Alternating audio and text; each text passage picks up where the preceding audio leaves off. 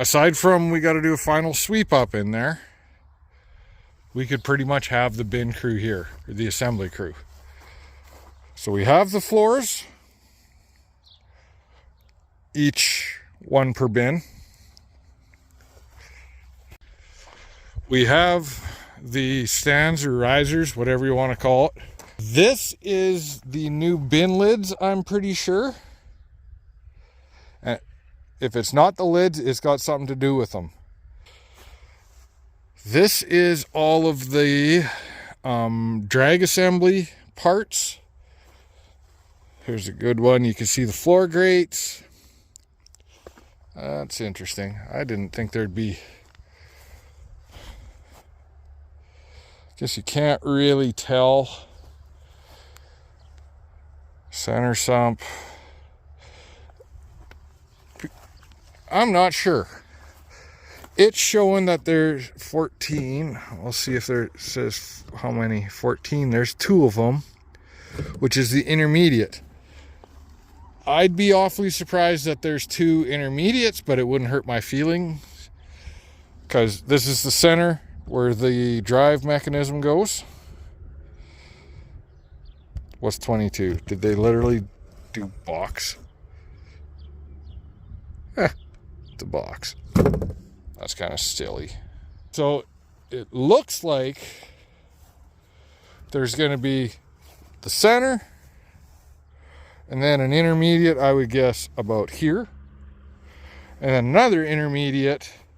First intermediate will probably be about here. And then the second one should be about here, right by the door. The old ones, as you can see, they only had 1 intermediate right at the door. So, I don't think it's necessary, but it will be nice. Because these are 27-foot diameter, so really you're only going to have a 13.5-foot drag. It'd be nice, whatever. All the other parts, the gear reducer end cover, this is the drive assembly, more stuff for the drive, odds and sods for bolts, center drive, looks like a bearing clamshell of some sort. So 4 of these. These are the troughs and sweeps, same as what we have in the 3609s we put up last year, with one kind, well, mostly the same. The 3609s are longer. Obviously the sweep is longer. So the 3609 would have about an 18-foot, probably 17-foot drag, and would need an 18-foot plus extra to get through, but that's where it would stop. Now on these, you will see it does have this discharge gate. Why was that so hard to say? It's hard to see with everything upside down right now, but this is the center, that's the exit, and all the others are the opposite way. Now, we actually have these 45s because you can see they're really low to the ground. They're only a foot above the ground. Versus the bins at the yard are on 30-inch concrete slabs. So they just discharge straight down. We had to put these transitions on. So this transition is going to be, this is where the motor is going to mount. This is going to be your drive. And this is going to get changed out for that gate assembly on there. Yeah. And as you can see, we got a lot of leftovers. These tubes are pretty much junk. The gearboxes are good. All that flighting is good. I shouldn't say all. 99%. Oh, cover. I thought that was a rat for a second. You can see this one got buggered up at one point. And there was another one that had, I think it just had a folded chunk of flighting. That one's real thin. But if I want to get inventive, I can weld stuff together. I can cut off what I don't like. I was thinking about making it so I could use it on one of these 6000s. I'm not going to do that. That's just not going to work. Because I was thinking we could save some of the floor. We probably can. I'm not going to deal with it. It's a lot of siphoning to find enough pieces to do what I want. But all this flighting we're probably going to sell if I don't use it. I may use it in that auger. Maybe. The flighting in it's pretty wore out. And then that guy might get demoted to a treater auger, which would be all right. And then I'm actually building two 10-inch augers that are going to be electric as well. The 10-inch augers will be an entirely different video, different series, whatever you want to call it. Everything on the inside that would prevent us from filling the bin is here and ready to go. Now, obviously, we want the crew to come and do it all at once. We don't. So, as it stands right now, we're missing the motors and one fan and something else me and Dad mentioned earlier, and I can't remember what it was. Yeah, there was one more thing. But everything that we don't have is on the outside of the bins. So if something at this point was to be on back order, we could say, you know what, get the crew here. You can put the floors in and we can finish the rest later. And we can fill. Because it looks like we could have a decent harvest ahead of us. Could. It's a long way from the bin right now. Could still get bugs or hail or tornadoes or torrential flooding, and yeah, there's still a lot that can go wrong. Just remembered, it was the mushroom caps. We're changing out the vents on those. So to say I'm excited about this bin project is definitely an understatement. This has been years in the making. This is my 7th crop, and I can think of having issues with these bins and the stupid frickin' transfer auger. That's another thing I am going to salvage, is that little transfer guy. Mainly for the motor, but I don't know, we might turn it into something.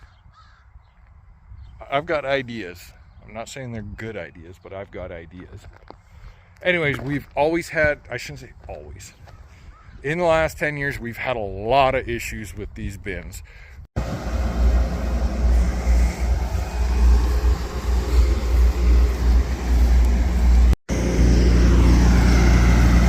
Perfect. We are ready for them. Bin crew is done their work. Overall, it looks really good. There is a couple things I'm concerned about.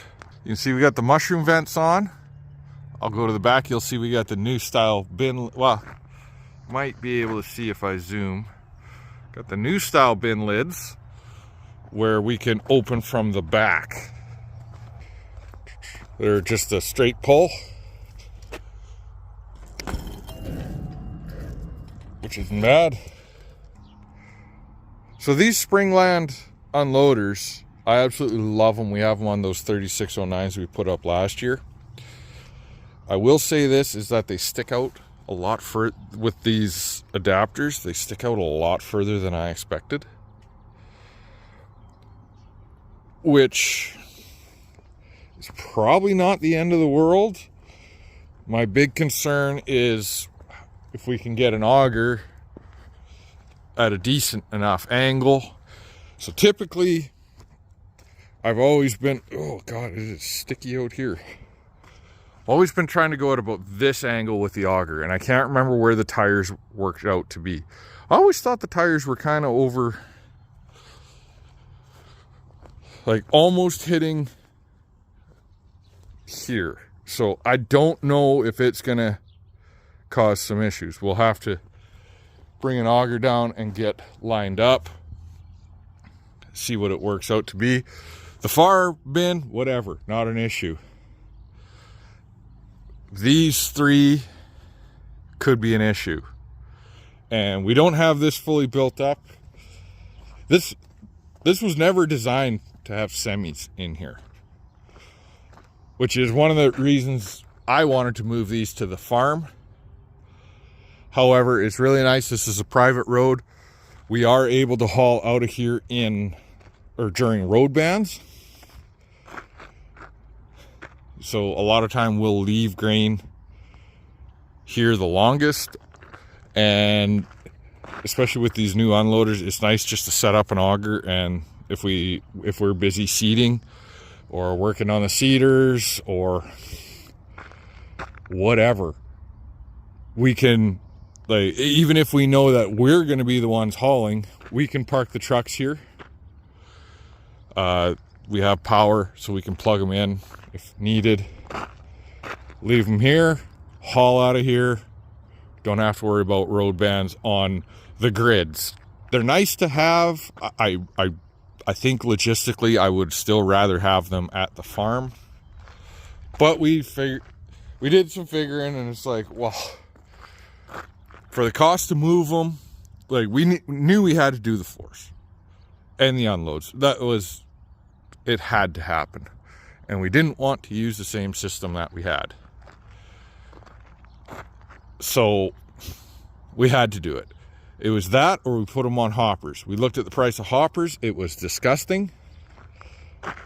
And the price to move, because these are 27-foot bins, price to move them, well, nobody would give us a straight price, but we could have moved them over that way. It's just, and there is no power lines to the farm that way. We would have had to probably find a special trailer or build something.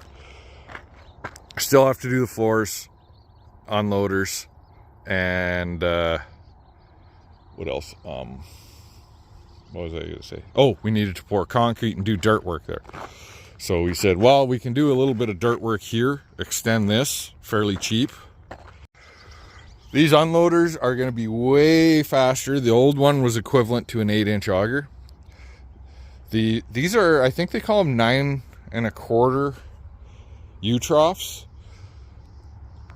They'll fill a 10-inch auger quite easily. It's easy enough to run our conveyor down.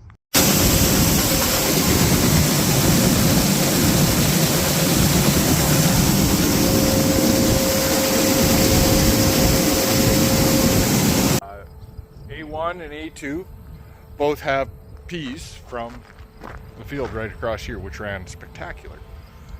The good news is that we had lots of clearance with the auger.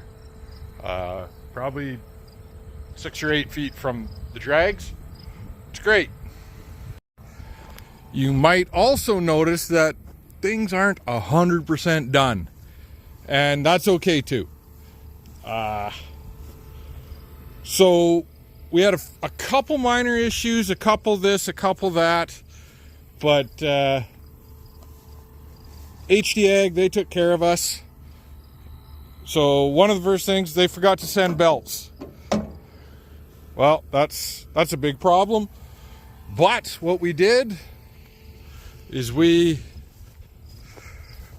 took off a couple of belts from a bin at those 3609s we built last year, and we ran them just to make sure they weren't banging or slopping or whatever. So Heath brought out a whole box and then some of belts. We went through everything.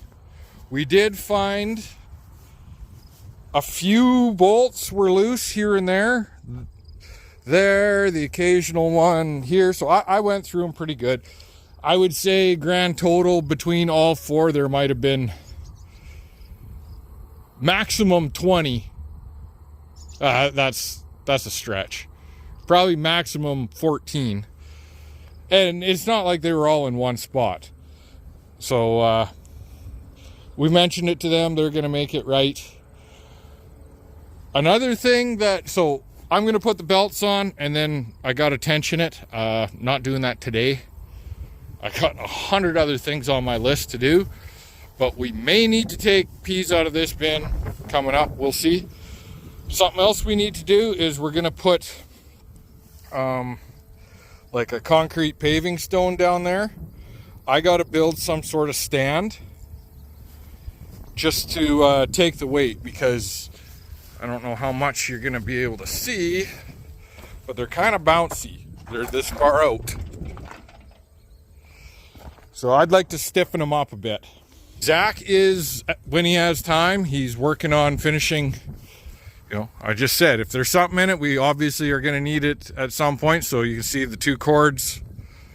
No cord on this one yet. No cord on that one yet. That was another thing. They came without cords.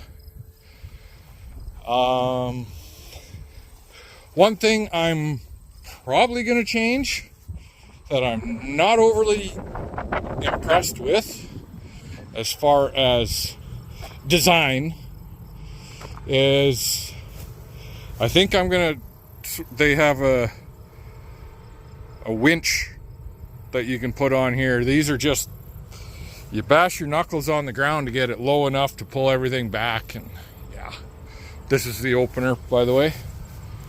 However, something I was kind of impressed with, I'll show you in this bin. As I mentioned, there's an extra intermediate in these compared to the old ones. So that'd be your center sump. I call it intermediate because it says intermediate gates right there. The big thing I like is this little plate. That's not on the ones from last year that got built. When it's running, it hits, there's a little bit of a gap there, it piles up, and then it falls over. So I asked Heath if we could get those for the bins we got last year, and he's like, I didn't even know that was a thing. So yeah, he's looking into that. We put an extra cable in, so now we have 2 temperature cables. This is one of the old OPI ones, and this is one of the, I think they're called bin sense or something. This is something I put in, little handle. They're heavy, they're awkward. Sometimes you just need a spot to grab onto, so I put the handle on. I kind of find it weird that that's not on there. Also have a little stopper for the swing drag, and you can see, well, probably can't see, they do look different, but all 4 vents are now the mushroom style. So overall, we can't say she's done, and I don't think we'll be able to say she's done until probably next year. The bins themselves will be done probably in a short order in the next few days. Like I said, Zach's maybe got an hour of electrical work to do out here. It might take me an hour to put belts on and just adjust tension and trueness and etc., etc. It'll probably take me most of a day by the time I do some measuring and digging and sourcing and building and welding to make the stands. Would like to tear out all this grass, and this is not planted, this is just blown in over the years. If you kind of look underneath, but even I can grab it and just peel off the top. So we'll come and we'll rip all the grass out, get down to this cobbly, kind of looks like pit run, to be honest. get it all smoothed out, maybe throw some good gravel on top. And then at some point we're gonna have to find some clay, because I would like to extend it. You know, we're gonna peel off the grass probably out to those cattails, I would say. Really, this is whatever, but it's kind of nice to level this off, to be able to get a grain auger. If we can get the grain auger way in at this angle, it's really nice, because we're not blocking off the road. Becomes a bit of a choke point. And then we will again strip grass and topsoil, and probably come across somewhere over here and square it off with clay, build it up, and make a ditch up against the fence over there. Then we'll have a nice area to work in where people can go around, because despite this being a private road, we actually have a road use agreement with the guys that own that company right there. So we don't want to be blocking them in. Won't take much. The harder part's going to be finding some clay, to be honest.